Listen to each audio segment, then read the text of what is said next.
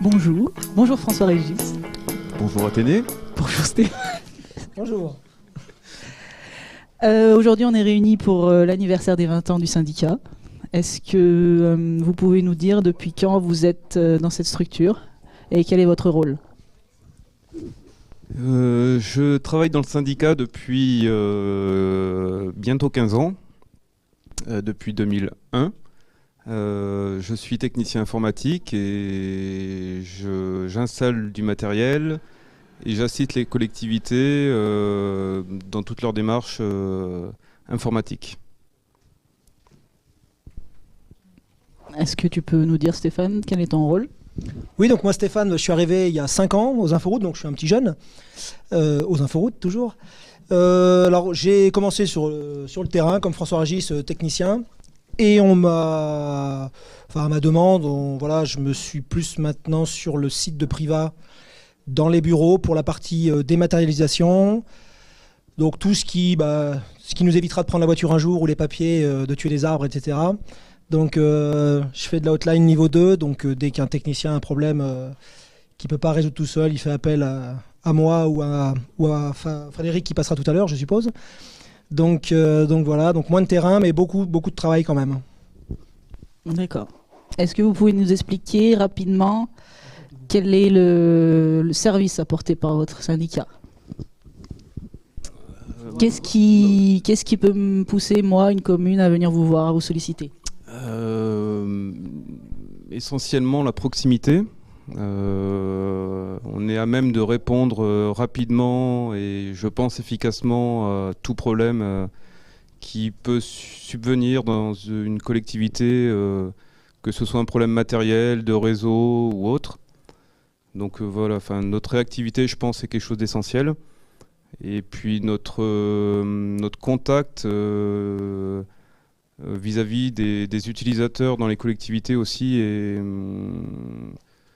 peut-être plus proche qu'avec d'autres. Parce que vous-même, vous êtes une collectivité, vous êtes des agents de la fonction publique territoriale.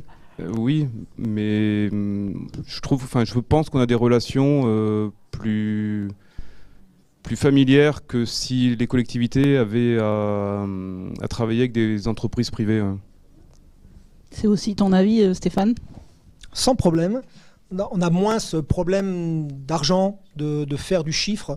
Nous, le but, c'est vraiment de rendre service aux collectivités, de répondre à leurs problèmes même avant qu'ils n'apparaissent.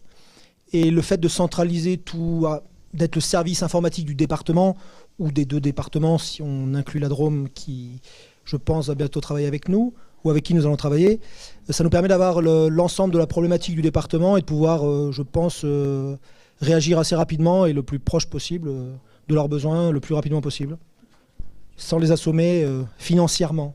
Mais je pense que la personne qui s'occupe de la relation collectivité serait plus à même de nous dire la démarche du syndicat dans ce cas-là. Athénée. On lui posera la question, pas de problème. Et donc toi, François-Régis, qui est là depuis 15 ans, comment tu as vu les changements qui se sont faits au sein du syndicat ? Qu'est-ce que tu peux relever ? Qu'est-ce qui a le plus changé depuis 15 ans ? On se professionnalise, ça devient plus technique que ce qu'on faisait avant. Il y a 15 ans, on travaillait uniquement ou quasiment uniquement que pour les écoles. Là maintenant, on intervient dans les mairies, dans les communautés de communes, dans les collèges, et ça devient beaucoup plus technique et beaucoup plus intéressant que ce qu'on faisait il y a 15 ans. Il y a une vraie modernisation en fait de toutes les collectivités. Une professionnalisation plutôt qu'une modernisation. On est plus... voilà, c'est moins enfantin, si on peut dire. Et donc toi, Stéphane, qui est là depuis moins longtemps, est-ce que tu as quand même noté des changements sur ces 5 dernières années ? Au niveau du syndicat, oui, forcément. L'informatique de plus en plus, la dématérialisation de plus en plus, et à mon avis, ça va pas aller en diminuant. Tant mieux pour nous, pour l'avenir du syndicat. On se rend compte que les collectivités ont besoin de nous, c'est une bonne chose. Je pense donc c'est qu'on a bien travaillé en amont, donc la partie école avant, et puis après, plus récemment, les mairies, les communautés de communes. Donc, à mon avis, c'est une bonne chose. On n'aura pas le choix. La dématérialisation, j'en parle, c'est un peu mon cœur de métier. on va forcément y venir. L'État nous demande de plus en plus de choses sans papier, etc. Donc les communes, les petites communes surtout, ne peuvent pas, je veux dire, n'ont pas la vision du problème informatique à leur niveau, sont trop petits. Donc je pense qu'on est vraiment le service informatique du département, ou des départements, de la région peut-être un jour. Je sais pas, mais ça c'est si tu travailles bien avec les collectivités. D'accord. Et donc tout à l'heure, quand vous parliez de la proximité comme facteur numéro 1 de satisfaction, est-ce que tu peux m'expliquer, François-Régis, comment ça se passe, la proximité en fait? Comment on prend contact avec nous, comment on intervient, comment on suit les incidents, comment ça fonctionne en fait, le service technique? Eh ben, on intervient, dès qu'on a un appel, on crée ce qu'on appelle un ticket chez nous. Et ensuite, chaque ticket a un statut.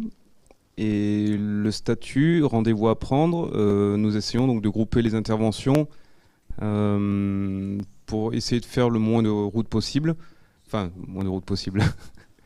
Pour essayer de rationaliser nos déplacements. Et enfin voilà, il y a eu aussi un niveau de priorité, d'urgence. Voilà, on intervient au plus vite, au mieux et selon l'urgence du déplacement à faire. Et sur tous les tickets que tu peux créer en hotline, il y en a. Est-ce que tu as une idée de combien il y en a pour lesquels tu dois réellement te déplacer? Est-ce que tu es à même de résoudre la plupart des soucis par téléphone la plupart du temps? Non, par téléphone, on résout en gros 50% des appels, à peu près. Le reste, après, nécessite un déplacement. D'accord. Et au niveau du fonctionnement, donc entre vous, l'équipe de techniciens, donc je sais pas, Stéphane, est-ce que tu peux nous dire comment tu gères un peu ton équipe, comment tu gères tes techniciens, qui fait la hotline, qui se déplace, comment ça marche? Bon, c'est pas vraiment mes techniciens, quand même, on est nombreux à se les partager. Non, on est tous techniciens. Ça m'arrive encore de me déplacer pour les problèmes. Comment on gère un agenda? Comme disait François-Régis à l'instant, on essaie de grouper quand on peut de façon géographique pour limiter les déplacements. Je pense qu'on dépanne un peu plus que 50% peut-être quand même par téléphone. En fait, au niveau technique, peut-être pas tout, mais on a aussi l'équipe Cosolus qui, eux, travaille quasiment à 100% sur la partie prise en main à distance. Et on m'en a encore parlé ce matin, c'est vraiment apprécié par les collectivités qui utilisent ce produit, comme je pense pour la petite enfance ce qui va venir, c'est que justement, un problème, un coup de fil, même si on ne peut pas rappeler dans la minute, on essaie de le faire le plus rapidement possible, et elles ont une réponse pertinente, et le problème est résolu tout de suite, quoi. Une grosse boîte privée qui n'est pas du département, ils ont peut-être plus de mal, ils ont besoin de faire du chiffre, et souvent les gens nous ont quitté comme disent les comptables ou les élus, ils ont quitté les grosses boîtes privées pour venir chez nous parce qu'on a les mêmes problématiques qu'elles et que la proximité, en tout cas la réactivité, pour elles, c'est vraiment très important. Ouais, on a effectivement croisé pas mal de personnes aujourd'hui qui venaient nous dire leur satisfaction sur ce sujet-là, sur la hotline, sur la réponse qu'on peut leur apporter. Si on essaye de voir plus loin maintenant pour les inforoutes, comment vous voyez l'avenir? Radieux. Au niveau du nombre de personnel, je pense que vu l'accroissement des services qu'on propose, ce qui est notre rôle, je pense que fatalement, il faudra qu'on soit plus nombreux. Si ce sont des gens de la même qualité qu'on a actuellement, ce sera parfait. Parce que tout le monde avance dans le même sens, on se rend vraiment compte qu'on ne le fait pas parce qu'il faut le faire, on le fait parce qu'on aime ça. Et donc les collectivités le voient, ils me disent qu'il y a vraiment une bonne ambiance, que le travail est bien fait en général, il est fait, voilà, comme disait François-Régis, on a un bon contact avec les collectivités, je pense que ça, il ne faut pas le perdre. Et tous les techniciens, en tout cas moi, tous les gens que je vois arriver depuis 5 ans, ont la même motivation, la même envie. Et je pense qu'il faudra qu'on soit encore plus nombreux pour les prochains projets qui sont mis en place par l'équipe dirigeante. Est-ce que... tu nous parles de nouveaux projets. Est-ce qu'on peut savoir un petit peu plus? Alors si je parle de la GED, donc la gestion électronique de documents, donc c'est ce qui va permettre de remplacer, on va dire, une quantité de papier sur la collectivité. Ça, j'en ai beaucoup parlé au stand numéro 2, donc s'il y a des personnes qui veulent continuer à venir discuter là-dessus. Après, pour la partie petite enfance, je pense que c'est quand même toi qui es la plus à même à nous parler de ce gros projet qu'on a en 2016 pour les collectivités qui sont très très demandeuses, puisqu'a priori, il n'y a pas grand-chose qui existe pour elles. Donc, je pense que c'est vraiment toi qui dois conclure ce petit débat. Oui, je peux expliquer rapidement ce que c'est donc le projet sur l'enfance. Donc aujourd'hui, en fait, on se rend compte que dans les collectivités, donc que ce soit la commune directement ou l'intercommunalité, ils ont tous des besoins pour gérer les activités autour de l'enfant. Donc ça va être la garderie du matin, l'école, la cantine du midi et la garderie du soir. Donc voilà, c'est un logiciel qui permet d'informatiser un petit peu tout ça, d'avoir une base de données commune dans le cas d'une coopération entre plusieurs établissements. Et donc il y a tout le volet qui est administratif d'un côté, donc pour tous les agents qui travaillent dans la collectivité. Et après il y a l'autre volet qui est le portail famille, donc c'est une autre entrée dans le logiciel qui permet aux familles directement, aux parents, aux papas et aux mamans d'inscrire leur enfant directement à la cantine et de payer leurs factures en ligne. Voilà. Donc c'est un gros projet, c'est tout nouveau pour nous, on découvre à la fois le métier et le logiciel. Donc c'est en phase de test et on espère démarrer en janvier 2016. Voilà ce qu'on pouvait en dire.